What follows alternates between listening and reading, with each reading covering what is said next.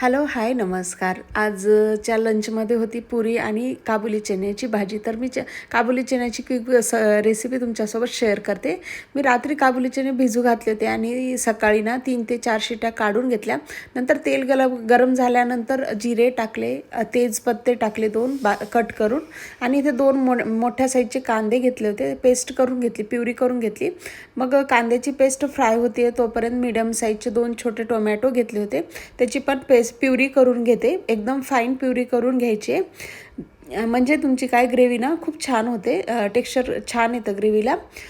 कांद्याचं जे मी पेस्ट केलं होतं ते ऑइलमध्ये चांगलं परतल्यानंतर मी इथे टाकली टोमॅटोची प्युरी, आणि टोमॅटोच्या प्युरीला पण छानपैकी परतून घेतले तेल सुटेपर्यंत.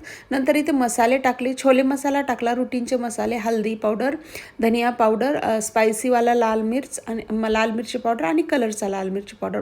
मसाले छानपैकी मिक्स करून घेतले, आणि जे काही बॉईल केलेले माझे काबुली चणे होते पाण्यासकट मी त्या ग्रेव्हीमध्ये टाकले.